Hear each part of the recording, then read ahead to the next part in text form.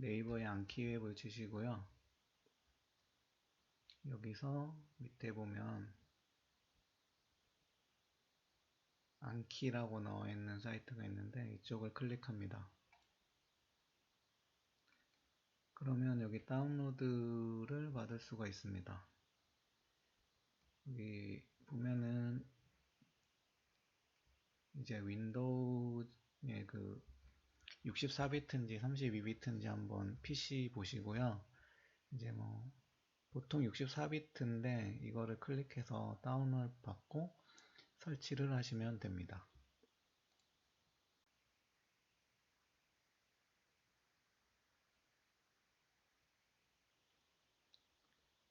안키웹을 다운로드 받으시면 아마 실행을 시키면 회원 가입하라고 나올 거예요. 그러면 가입 절차는 간단하니까 가입을 하고 나면 이렇게 초기 화면이 뜨게 됩니다. 저는 이제 이미 만들어 놔서 이렇게 여러 가지가 뜨는데 아마 처음 설치하시면 여기에 아무 화면이 안 나타날 거예요. 그럼 여기서 간단히 어떤 식으로 나오는지 한번 보여드릴게요. 이제 저는 이제 다 완료가 돼서 일단 이렇게 해놨고요. 이렇게 클릭을 하면 새 카드, 익힘 카드, 복습 카드 이렇게 나와요. 이제 새 카드 같은 경우에는 내가 오늘 뭔가 카드를 하나 만들고 추가를 하게 되면은 여기 카운트가 되고요. 익힌 카드, 복습 카드는 따로 설명드릴게요. 그래서 이제 화면을 먼저 소개해드리면 이렇게 이건 제가 미리 만들어 놓은 거예요. 해서 이렇게 첫 화면에는 질문이나 이제 소제목 같은 거를 넣으면 됩니다. 이렇게 해서 만약에 전격전류 선정에 대해서 내가 한번 보고 먼저 이렇게 생각을 해보는 거예요. 그래서 뭐 전격전류를 선정할 때 뭐 어떤 것을 해야 되는지 설계전류 뭐 이런 것 설계전류나 이제 허용전류 이런 것들을 미리 생각하고요. 이제 답을 한번 보는 거죠. 해서 미리 내가 뭐 서브노트라든지 아니면 자료 같은 걸 캡처해서 사진으로 이렇게 넣을 수가 있습니다. 뭐 직접 입력을 해도 되고요. 해서 이제 뭐 설계 전류가 전격 전류보다 선정 이런 내용들을 한번 쭉 보는 거예요. 해서 이 내용이 이제 내가 잘 알고 있다 하면은 이제 알맞은 버튼을 누르면 됩니다. 이 내용은 지금 제가 스터디를 하면서 모르는 내용이라서 이렇게 두 가지만 나오는데 다른 내용도 한번 보여드릴게요. 네, 정상적인 내용은 이런 형식으로 나오는데요. 제가 UPS의 하이브리드 UPS에 대해서 이런 내용을 제목을 적고 서브노트의 일부를 이렇게 사진으로 저장을 할 수가 있습니다. 해서 내가 공부를 하면서 이 내용을 봤을 때 이 내용은 내가 이미 숙지하고 있어서 이제 뭐 한 달 후에 이제 숙지를 하고 있을 때는 보통 이제 알맞은 버튼을 누르면은 이제 이 내용이 다음 한 1.3달 후에 이제 다시 나오는 거예요. 복습 형식으로. 그리고 어려움을 누르면은 이제 한 달 후에 이 내용이 다시 나오면 제가 복습을 할 수가 있고요. 내가 이 내용을 잘 모르겠다 하면 요 다시 버튼을 누르면 돼요. 그러면 이게 그동안의 복습 주기가 다 캔슬이 되고 이게 최근엔 복습 카드로 가서 이게 내가 이 웹을 3시간 후에 다시 실행을 시키면 이 복습 내용이 다시 떠올라요. 해서 다시 복습을 초기부터 할 수 있게 되고 이제 새로 복습을 시작하게 되는 거죠.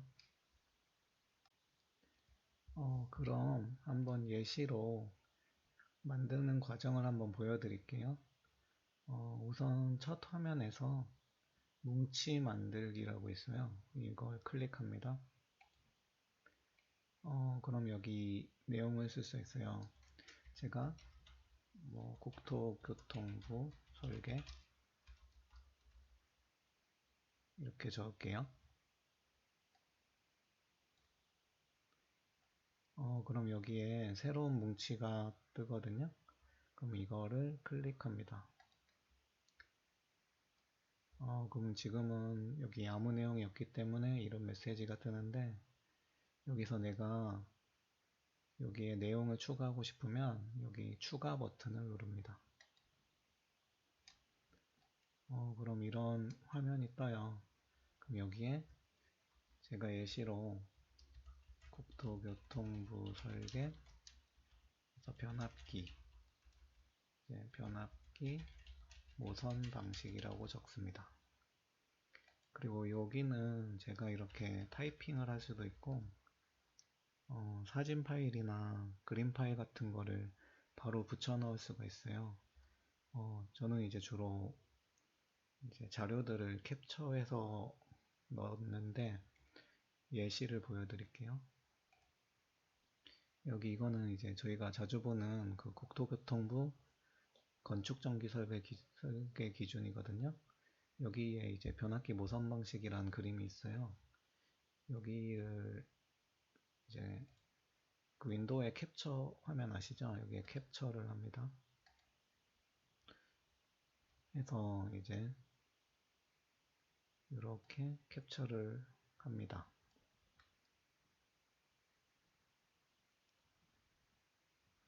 그 다음에 다시 요 안키웹의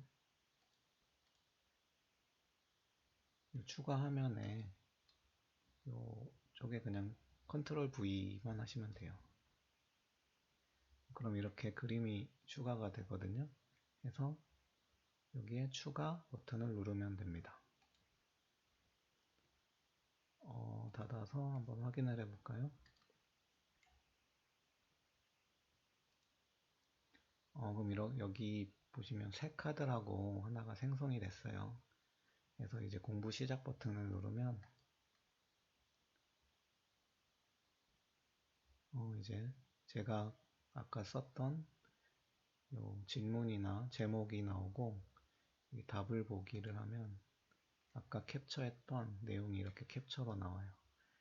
해서 뭐 처음 넣은 거니까 이제 알맞은 버튼을 누르면은 이 내용이 10분 후에 다시 나와요. 그러면 그때 다시 이 화면이 나왔을 때 자기 복습 정도에 따라서 주기를 정해 주시면 돼요. 근데 나는 이 내용을 이미 알고 있다 해서 여기 쉬운 버튼을 누르게 되면 이 내용이 다음번 4일 후에 복습 카드로 다시 떠요. 그럼 그때 이걸 다시 보면서 복습을 하시는 거죠.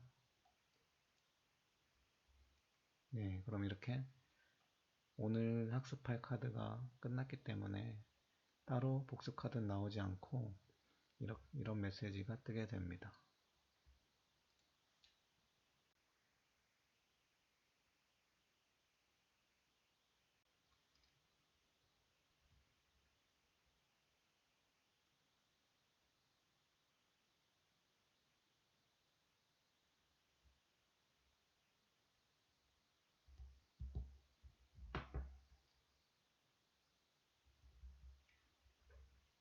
네, 다음으론 그 핸드폰에서 설치하는 방법하고 이제 사용법을 알려드릴게요. 이 안키앱의 가장 큰 장점이 핸드폰에서 사용이 가능하거든요. 그래서 저 같은 경우에는 이제 회사에서나 짜투리 시간에 이제 핸드폰으로 복습하는 걸로 거의 사용을 했고요. 그게 제일 이 프로그램의 좋은 점이라고 생각을 합니다. 우선 다운로드를 받으려면요. 그 플레이스토어에 가서 제가 이미 쳐놨는데 그 안키 웹이라고 치면 제일 위에 이제 안키 드로이드, 안키 카드라고 있어요. 해서 이거를 다운로드 받아서 앱을 설치를 하시면 됩니다. 그러면 여기 이제 안키 드로이드라고 보이시죠? 이런 앱 화면이 떠요. 그래서 아까 PC에서 가입을 하셨으면은 아마 처음 실행하면 그 아이디하고 패스워드를 넣으라고 할 거예요. 그래서 아이디 패스워드를 넣으시면 이제 PC랑 실시간으로 동기화가 되거든요. 그래서 이제 최신 내용으로 업데이트가 됩니다. 아까 저희가 PC에서 새로 카드를 만들었잖아요. 그래서 이 상태에서 제가 폰에서 안키드로이드를 실행을 하면 PC에서 추가된 내용이 아마 동기화가 될 거예요. 한번 실행시켜 보겠습니다. 이렇게 동기화가 뜨죠. 그래서 이제 뭐 폰에서 만든 내용, 새로운 내용을 PC에서 실행을 시키면 이제 동기화가 되고 그 반대의 경우도 동기화가 돼요. 해서 이렇게 내용이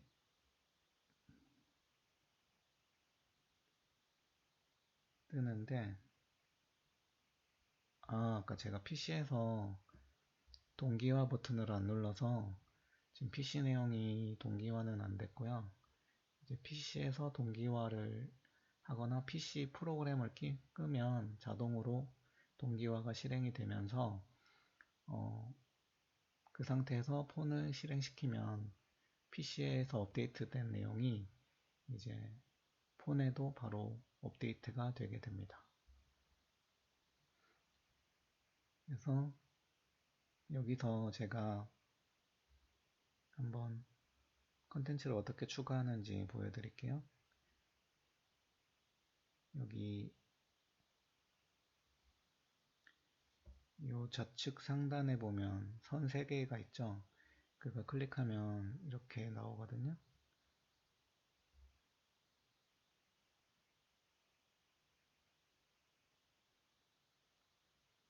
이제, 여기서 제가 아까 PC에서처럼 뭉치를 하나 만들어 볼게요. 여기 우측 하단에 보면 플러스 버튼이 있거든요. 이 플러스 버튼을 누르면 이렇게 떠요. 여기서 카드 묶음 만들기를 터치. 여기다 아까 똑같이 국토교통부라고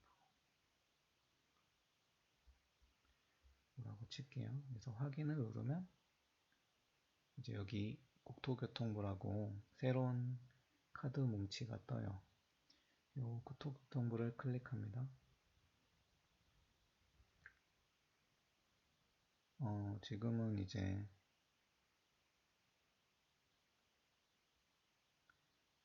아무것도 없어서 아무것도 없다고 나오는 거고요.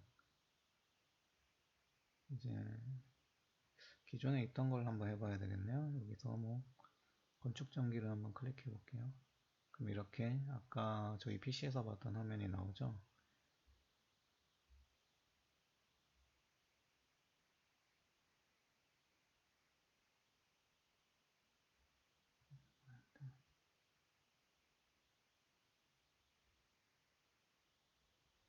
아, 아까 국토교통부를 다시 해볼게요. 이 국토교통부를 선택한 상태에서 여기 플러스 버튼을 다시 누르고 아까 카드 묶음 만들기 말고요. 그 세 번째 보시면 추가라는 화면이 있어요. 그래서 추가를 클릭. 그럼 아까 PC에서와 같이 그 화면이 뜨거든요. 그래서 여기 프론트에는 이제 뭐 질문이나 소제목, 국토교통부, 뭐 변압기,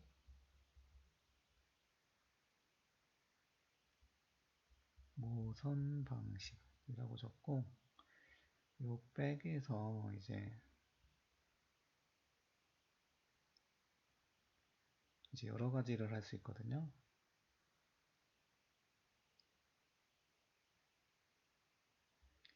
여기 요 클립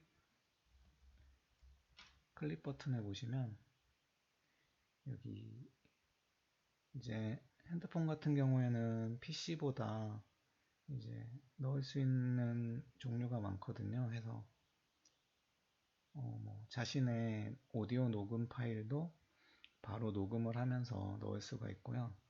여기 이미지 추가를 누르면 이제 갤러리 그리고 카메라가 나오는데, 이제 갤러리 같은 경우에는 내가 미리 뭐 그림 파일이나 사진 파일을 저장해 놓고 그 핸드폰의 갤러리에서 그 사진을 선택해서 넣을 수가 있어요. 그리고 폰 화면에서 장점 중에 하나가 이 카메라 버튼이 있는데, 이 카메라 버튼을 누르면 뭐 바로 내 서브 노트라든지 이런 내용들을 바로 촬영을 해서 넣을 수가 있어요. 그래서 한번 카메라 버튼을 눌러 보겠습니다.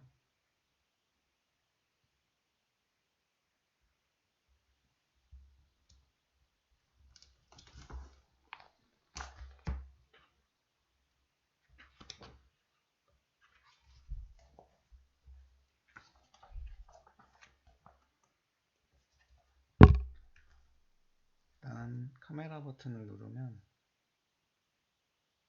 카메라 화면이 떠요. 제가 지금 책이 없어서 아무거나 하나 찍어 볼게요. 이렇게 이제 뭐 책에 내용이 있잖아요. 그럼 이렇게 저희 사진 뭐 찍듯이 한번 찍어 줍니다. 그러면 이 화면이 이제 촬영이 됐죠. 여기서 밑에 확인 버튼을 누르면 이제 촬영한 화면이 바로 첨부가 돼요. 그래서 위에 요 V자 체크 버튼을 누르면 이제 제가 이게 프론트에 잘못했는데 잘못했네요. 죄송합니다.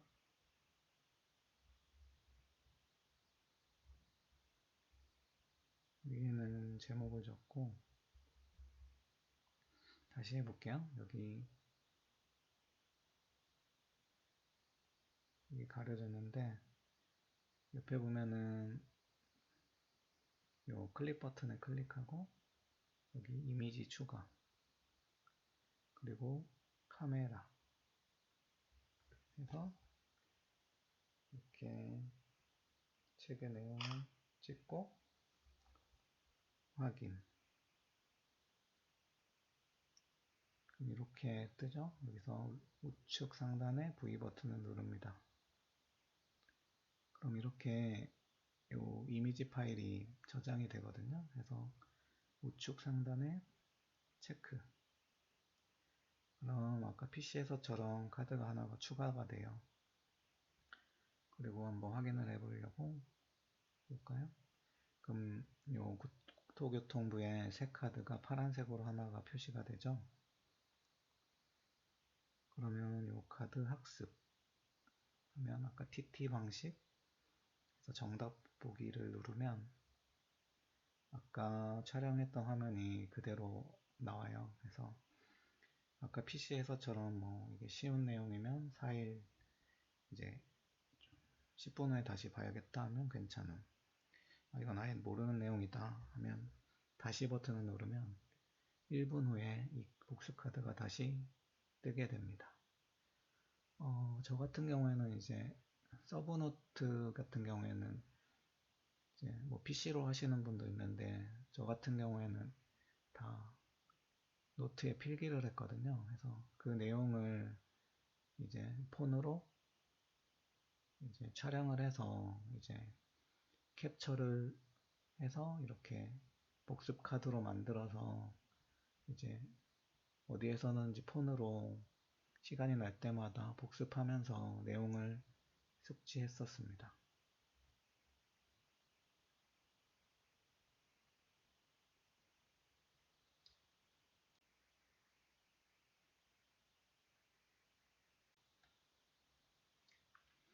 네, 마지막으로 이 앱을 활용해서 이제 뭐 뭉치나 이런 것들을 만들거나 제가 하면서 겪었던 좀 시행착오를 알려드릴게요. 전 처음에 이걸 사용하면서는 이제 제가 공부했던 내용을 전부 다 넣었거든요. 그래서 뭐 간단한 내용은 용어 정의 보시면은 뭐 그냥 간단히 외울 수 있게 이렇게 입력해서 이제 외우고 이제 목차 같은 경우에는 따로 목차 뭉치를 만들어서 이제 이런 식으로 이제 목차를 정리해서 이제 복습을 한다든지 공부를 한다든지 이렇게 했고요. 그리고 이제 서브노트 정리한 내용은 이렇게 제가 필기한 내용을 아까 폰에서 이제 직접 촬영을 해서 이렇게 첨부를 해서 뭉치를 만들었어요. 근데 제가 해보니까 이게 너무 많아지면 지금 이 내용은 제가 이제 합격을 하고 나서는 공부를 안 해서 복수 카드가 다 쌓인 거예요. 이 의미가 뭐냐면 이 만기라는 내용은 오늘 해야 될 카드의 숫자예요. 그래서 이렇게 숫자가 커진 거는 제가 그날그날 다 공부를 안 하고 이제 제가 지금은 합격을 했기 때문에 이게 계속 쌓인 거죠.